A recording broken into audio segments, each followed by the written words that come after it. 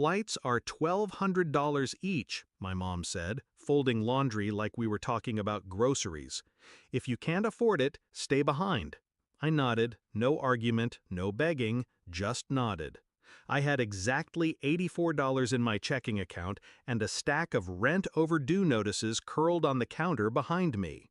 She didn't ask. She never asked. 2 hours later, I got the alert. 4 charges. Business class. $4,817.92. From my card.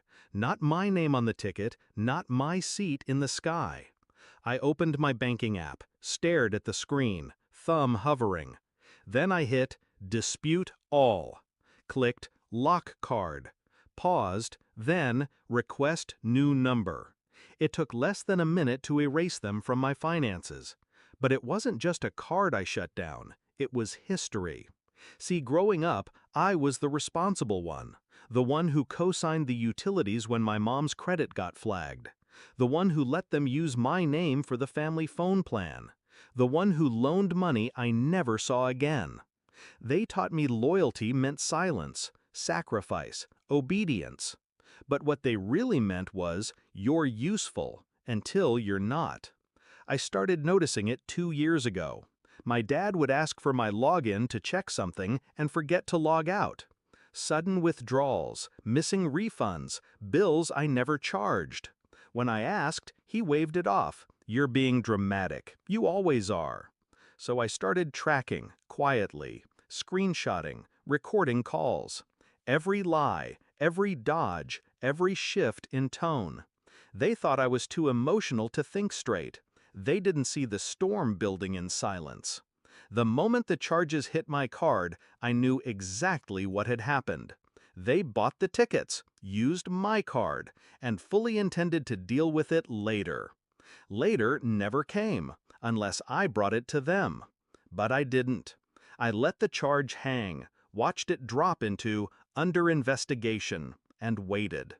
3 days later, my dad showed up at my apartment. No call, no heads up, just a knock, then a second. He knew I was home. My car was parked out front. I stood on the other side of the door, listened to the creak of his shoes, the weight of his silence. Then came the voice, flat, controlled. We need to talk. I didn't answer, didn't open it, didn't move. I let the moment rot, because I remembered the last time we talked. When I told him I couldn't keep covering their shortfalls. When I said I needed to focus on building my own life. He laughed. You act like you're better than us now, just because you got some job with a badge on your email. That badge paid my bills, paid their bills. But it was never enough for him. He wanted control. That card? That was the last string he thought he still held. The knock came again, louder this time. We didn't know it would charge your card, he said. Ah, so now he knew. I can transfer something back, but you need to cancel the dispute now. I stood there, unmoved. It wasn't about the money anymore. It was the audacity, the entitlement. The way they sat in business class sipping wine on my dime while I budgeted groceries by barcode. I walked to the kitchen, poured a glass of water, sat on the couch, and let him knock.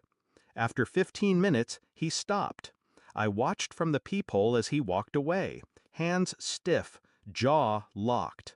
He didn't look like a man in control. He looked like a man who just realized the elevator cables were cut. In the weeks that followed, I cleaned house. I called every company tied to my name, cut off co-signed lines, refinanced the car loan in his name, not mine, reported the shared phone plan as fraud because, well, it was. And when the credit agency called about a delinquent utility bill tied to my social, I forwarded the entire file I'd built, proof of unauthorized use, signed affidavits, and a copy of my ID. Let them figure it out. My mom texted once, "You're being petty. It's family."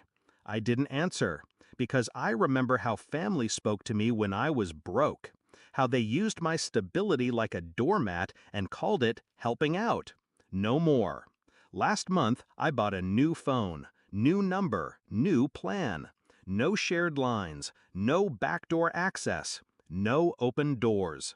A friend once told me, people will use your love until it costs them something. Now they know the cost, and they can't afford it anymore.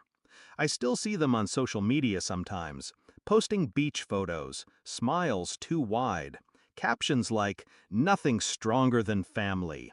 I scroll past, because real strength isn't about pretending nothing happened.